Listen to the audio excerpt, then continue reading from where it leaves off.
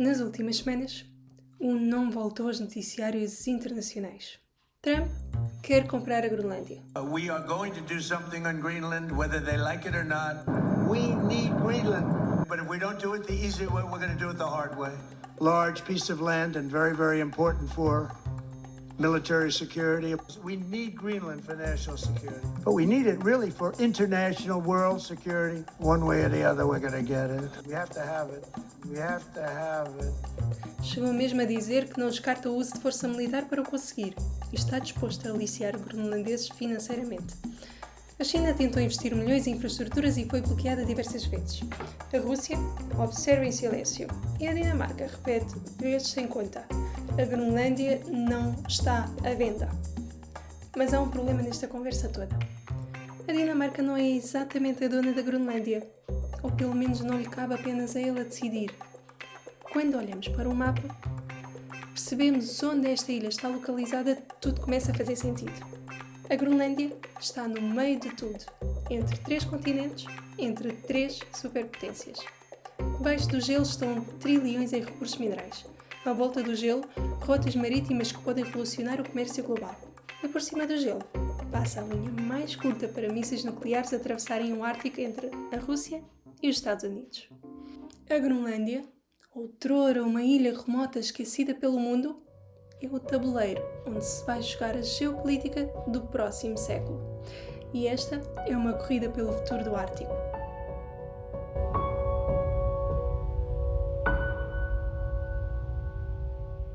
A Groenlândia é a maior ilha do mundo. 2 milhões de quilómetros quadrados, 3 vezes o tamanho da França. Mas 80% está coberta de gelo, permanentemente. Um manto que, em alguns locais, atinge 3 km de profundidade. No inverno, as temperaturas caem regularmente abaixo dos 30 graus negativos. No verão, em média, atingem 5 a 10 graus positivos. Noites que duram meses e dias que nem a 4 horas de luz solar chegam. 56 mil pessoas vivem nesta imensidão gelada. O mesmo número de habitantes que tem, por exemplo, Aveiro ou Portimão. Não há praticamente agricultura, a pecuária não existe e a economia depende de pesca e de subsídios enviados pela Dinamarca. À primeira vista, parece o fim do mundo, um lugar esquecido e inóspito. Então, qual é o interesse das maiores potências do planeta e por que é que estão dispostos a entrar em conflito diplomático por causa disto? 26 km. É essa a distância que separa a Groenlândia do Canadá, através do Estreito de Nares.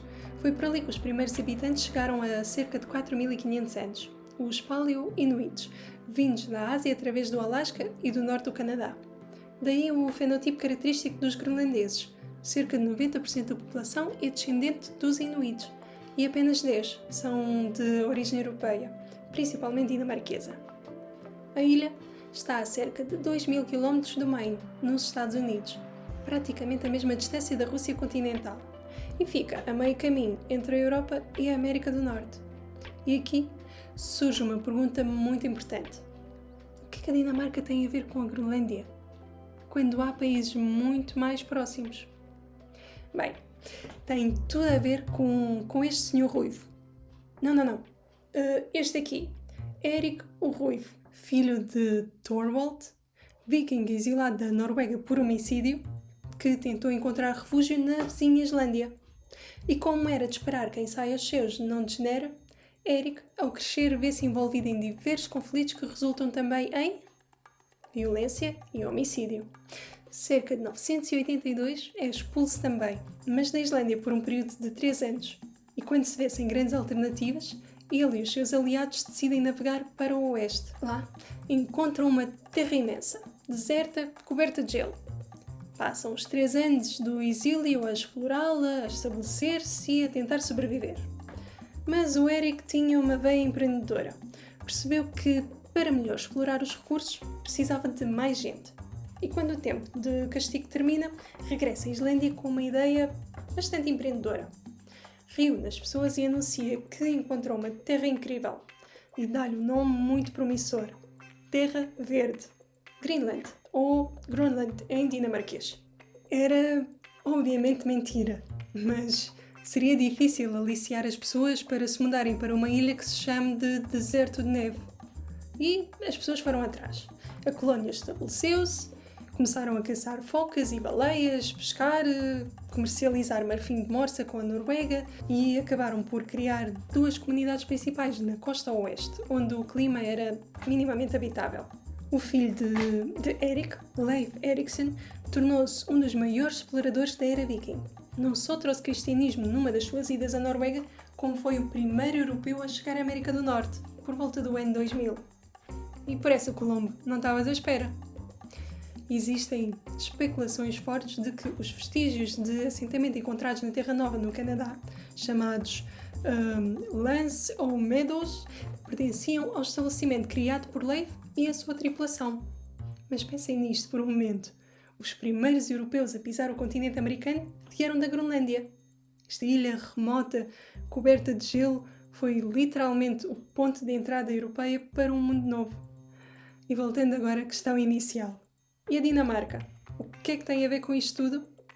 Durante quase 300 anos, após a colonização por Erik o Ruivo, os nórdicos da Groenlândia viveram de forma essencialmente independente.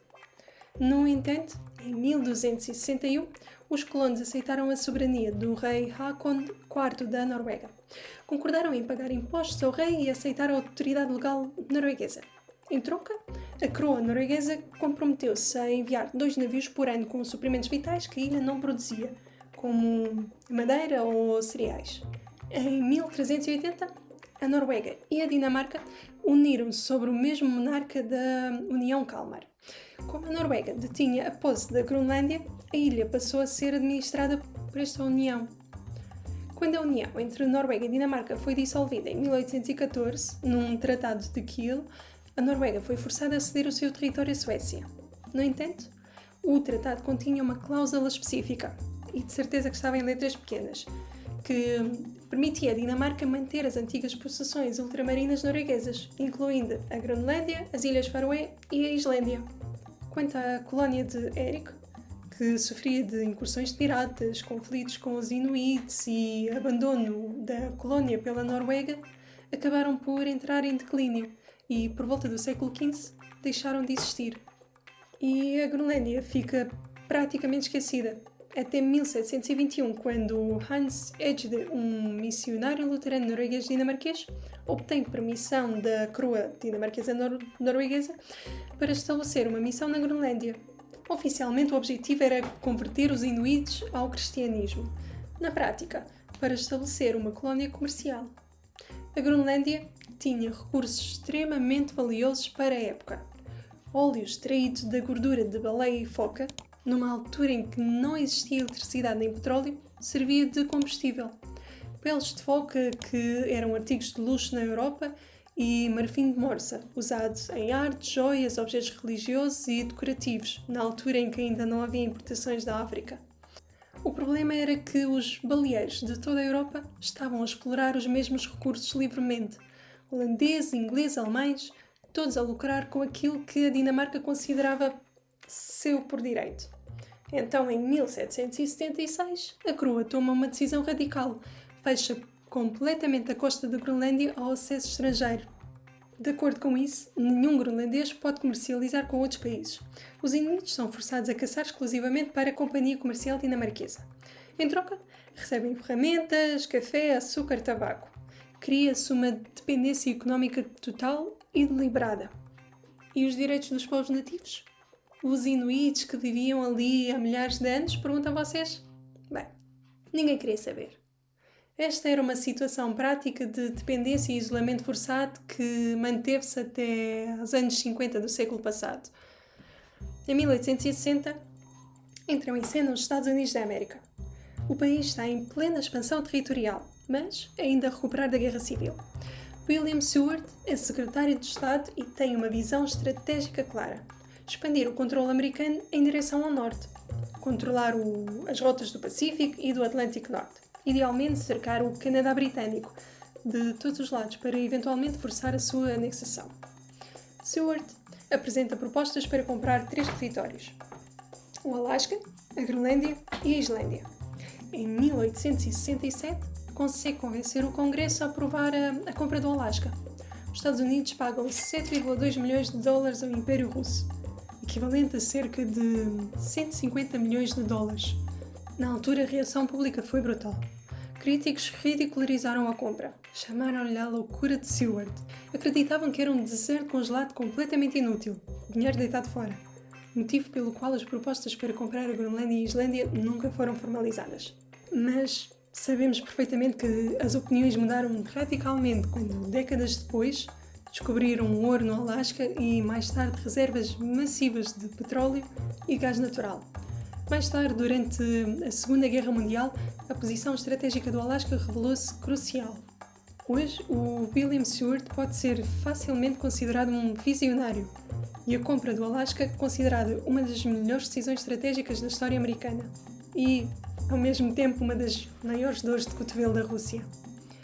Mas houve uma venda de território entre a Dinamarca e os Estados Unidos que efetivamente concretizou-se. Em 1917, durante a Primeira Guerra Mundial, os americanos andavam preocupados com a presença alemã nas Caraíbas. A Dinamarca queria aliviar-se dos encargos financeiros de manter colónias tão longe. As Ilhas Índias Ocidentais Dinamarquesas, a.k.a. Ilhas Virgem, foram vendidas aos Estados Unidos e rebatizadas como Ilhas Virgens Americanas.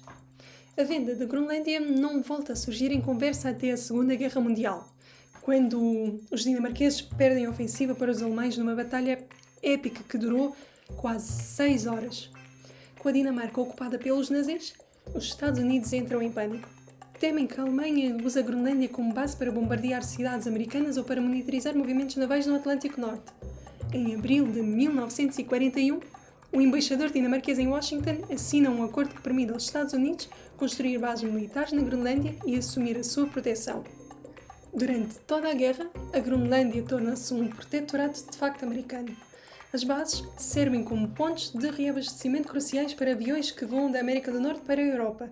E há um recurso específico que se revela essencial. Uma mina fornecia criolite, um mineral raro absolutamente necessário para a produção de alumínio que era essencial para construir aviões de guerra. Após o fim da Segunda Guerra Mundial, em 1946, os Estados Unidos fazem uma proposta formal, 100 milhões de dólares em ouro pela Groenlândia. A Dinamarca recusa, mas em 1951, pressionada pela realidade da Guerra Fria e pela necessidade de integrar a NATO, a Dinamarca assina o Acordo de Defesa. Este tratado continua em vigor até hoje e é fundamental para perceber a situação atual. O acordo reconhece explicitamente a soberania dinamarquesa sobre toda a Groenlândia, mas concede aos Estados Unidos o direito de construir, instalar, manter e operar bases militares na ilha, alojar pessoal militar, controlar movimentos aéreos e marítimos em áreas designadas. Tudo isso no âmbito da defesa coletiva da NATO. Este é um dos argumentos centrais usados contra as recentes declarações de Trump. Uma compra ou anexação da Groenlândia é completamente desnecessária e violaria o direito internacional. Os Estados Unidos já gozam de direitos militares extensos no território através deste acordo. Podem operar bases, podem monitorizar o Ártico, podem defender o espaço aéreo. A pergunta que se coloca é: o que é que mais é que eles precisam? Mas a realidade é que os Estados Unidos estão habituados a operar sobre as suas próprias regras. A partir de 1951, os Estados Unidos constroem a base aérea de Thule, no noroeste da Groenlândia. A rota aérea entre Moscou e Washington passa sobre o Ártico. Isso, considerado no contexto de Guerra Fria, significa que qualquer míssil balístico soviético seguiria a mesma trajetória. Detecção precoce e retaliação a partir da Groenlândia era essencial. Em 1959, os Estados Unidos constroem o Camp Century, oficialmente um centro de pesquisa científica do Ártico. Na realidade, 21 túneis cavados no gelo, 3 km de extensão total, 30 metros abaixo da superfície. Albergava 200 pessoas e era alimentado por um reator nuclear portátil. Mas o verdadeiro propósito era servir de protótipo para o projeto Iceworm, uma rede de 4.000 km de túneis subglaciais para alojar até 600 mísseis nucleares móveis. A Dinamarca tinha aprovado o Camp Century, mas o Project Iceworm foi mantido secreto porque violava a política não nuclear dinamarquesa. O projeto acabou por não ter muito sucesso. o gelo movia-se mais depressa do que o previsto. Em 1962, o teto da sala do reator tinha descido 1,5 m. Em 1966, o Camp Century foi abandonado. O reator foi removido, mas todo o resto ficou soterrado. 200 mil litros de combustível diesel, 240 mil litros de águas residuais não tratadas, resíduos de sistemas de refrigeração nuclear e PCBs. A verdade só se tornou pública em 1997, quando documentos foram desclassificados. Estudos recentes indicam que, com o aquecimento global, os PCBs são libertados nos oceanos e entram na cadeia alimentar dos groenlandeses, estando ligados ao cancro, falhas no sistema imunitário, problemas reprodutivos e danos de desenvolvimento cerebral. Prevê-se que estes resíduos possam chegar ao oceano no final ainda deste século. Durante a Guerra Fria, os Estados Unidos mantiveram mais de 50 instalações militares na Groenlândia.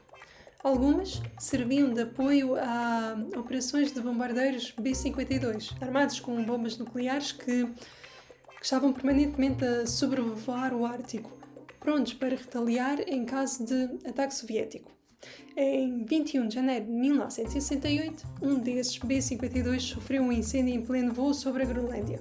A tripulação abandonou a aeronave que se despenhou no gelo perto de Thule, transportando 4 bombas termonucleares B-28. O impacto detonou os explosivos convencionais das bombas, espalhando material radioativo por uma área de aproximadamente 5 km². A operação de limpeza, chamada de Project Crested Ice, durou meses.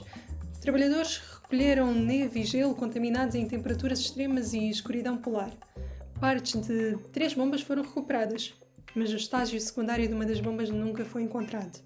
Imaginem só os groenlandeses a viverem ao saber que por perto pode-se encontrar uma bomba nuclear. Imediatamente após este acidente, as operações foram canceladas.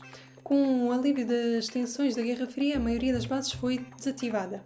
Hoje apenas uma permanece operacional. Mas, notícia de última hora, os Estados Unidos nunca assumiram responsabilidade. Já para não falar que deliberadamente infringiram o acordo que tinham estabelecido com a Dinamarca sobre a ausência de armamento nuclear na ilha. Entretanto, as alterações climáticas mudaram completamente a equação da Groenlândia. O gelo acelerado dos glaciares, que bate recordes de máximos ano após ano, cria alterações que estão a expor camadas rochosas que estiveram cobertas durante dezenas de milhares de anos, o que, de certa forma, facilita enormemente o mapeamento geológico e a prospeção mineira. A ilha possui algumas das maiores reservas mundiais de terras raras. Estes elementos são absolutamente vitais para a tecnologia moderna. Ímãs permanentes em turbinas eólicas, motores de carros elétricos, telemóveis, computadores, sistema de armamento avançado. A China atualmente controla cerca de 90% de produção mundial de terras raras, mas ter uma fonte alternativa na Groenlândia seria estratégico tanto para os Estados Unidos como para a Europa. Estima-se que cerca de 15% de petróleo ainda por descobrir e 30% do gás natural por descobrir no mundo estejam localizados no Ártico, grande parte disso nas águas territoriais da Groenlândia. Essa situação climática tem um sentido de humor absolutamente perverso. Aceleramos o degelo com o uso de combustíveis fósseis para encontrar e explorar ainda mais hidrocarbonetos para serem queimados. Enfim, isto não podia deixar de atrair a atenção internacional e acabou por mudar completamente o estatuto político da Groenlândia. Em 1950, a Groenlândia, até então uma colónia, passou a ser uma província da Dinamarca, mas completamente dependente. Em 1979, a Dinamarca e a Groenlândia aprovam um Home Rule, a autonomia local. Certas competências governamentais significativas são transferidas da Copenhaga para o Nuuk, a capital groenlandesa. É criado um parlamento local e um governo próprio, mas a política externa, a defesa, o sistema judicial e a moeda continuam controlados pela Dinamarca, e a exploração de recursos minerais é partilhada entre as duas. A Groenlândia continuava financeiramente dependente. A saúde, a educação, as infraestruturas são financiadas maioritariamente por subsídios dinamarqueses. Cerca de metade do orçamento groenlandês vem de transferências da Dinamarca e cria uma relação comercial bastante estrita. Só em 2009 acontece uma mudança verdadeiramente significativa. A Groenlândia assina a Ata de Autogovernação, e torna-se numa região autónoma com direito à autodeterminação. Pela primeira vez na lei dinamarquesa, o povo da Groenlândia é formalmente reconhecido como um povo sob o direito internacional com direito à autodeterminação. O groenlandês torna-se a única língua oficial, substitui o estatuto dual com o dinamarquês. E há uma cláusula crucial. A lei declara explicitamente que a decisão sobre a independência da Groenlândia cabe exclusivamente ao povo groenlandês. Se decidirem pela independência, devem iniciar-se negociações entre os governos. Qualquer acordo final requer aprovação do Parlamento groenlandês, um referendo popular na Groenlândia e consentimento do Parlamento dinamarquês. A Groenlândia assume também plena autoridade legislativa e executiva sobre os seus recursos minerais e petrolíferos. Pela primeira vez, podem negociar diretamente com empresas estrangeiras. Podem decidir o que explorar e o que proteger. E é exatamente isso que acontece em 2010. A China, cada vez mais poderosa economicamente, começa a olhar para o Ártico. Chegou inclusivamente a apresentar oficialmente uma proposta para a sua estratégia polar, onde reconhece a Groenlândia como parte fundamental do planeamento, a chamada Rota da Seda Polar. A China faz propostas tentadoras. Financiamento para construir e modernizar 3 aeroportos na Groenlândia, melhorar infraestruturas portuárias, investimento em projetos mineiros, concessões para a exploração de terras raras. Esta é a estratégia chinesa habitual. Chegar com capital que os países pequenos não têm, construir infraestruturas essenciais, criar dependência económica. E, em troca, ganhar influência política e acesso privilegiado a recursos. Se quiseres saber mais sobre estas práticas, subscreva a nossa newsletter. Link na descrição. Portanto, estratégias como esta funcionaram muito bem na África, na América Latina, na Ásia Central. Países em desenvolvimento recebem portos, ferrovias, estradas, barragens financiadas por empréstimos chineses, construídos por empresas chinesas, com trabalhadores chineses. E quando os países não conseguem pagar, a China fica com o controle das infraestruturas. Na Groenlândia, isso significaria a China com presença permanente a 26 km do continente americano, a 2.000 km dos Estados Unidos, no meio do Ártico Estratégico. Os Estados Unidos e a Dinamarca entraram em alerta máximo. Em 2018, os americanos fizeram pressão diplomática intensa. Ofereceram-se para financiar eles próprios os aeroportos. A Dinamarca também interveio e as propostas chinesas foram bloqueadas. A Groenlândia acabou por aceitar financiamento alternativo dos Estados Unidos e da Dinamarca, em vez da China. Mas o interesse chinês continua. Empresas continuam a tentar negociar projetos mineiros e a presença naval chinesa no Ártico tem aumentado cada vez mais. E agora sim, chegamos à parte que realmente devia interessar. O que é que os groenlandeses têm a dizer sobre isso tudo? E o que é que a Groenlândia quer realmente? As sondagens mais recentes são claras. 85% da população é contra qualquer forma de anexação aos Estados Unidos. Want to be a part of US and they should leave us alone. Temem perder a cultura, a identidade, a língua. Temem a assimilação forçada que sempre caracterizou a expansão americana. Temem perder o controle sobre o próprio futuro que acabaram de conquistar. Mas a relação com a Dinamarca também não é exatamente harmoniosa. E há razões para isso. Em 2022, um podcast dinamarquês tornou pública uma das polémicas mais sombrias desta relação colonial. Entre 1960 e 1991, médicos dinamarqueses forçosamente esterilizavam mulheres e raparigas groenlandesas, sob pretexto de consultas de rotina. Elas eram submetidas à inserção de dispositivos intrauterinos sem serem informadas. Os registros oficiais falam de 4.500 mulheres e raparigas, mas estes registros foram feitos apenas entre 1966 e 1970, enquanto o programa durou até 1991. O objetivo era explícito. A melhoria dos cuidados de saúde resultou numa maior taxa de sobrevivência infantil e num rápido crescimento da população, que duplicou cerca de 1970. O governo dinamarquês argumentou que não conseguia suportar os custos crescentes de fornecer habitação, escolas, creches e serviços de bem-estar social para uma população em rápida expansão, e a solução foi reduzir a natalidade groenlandesa.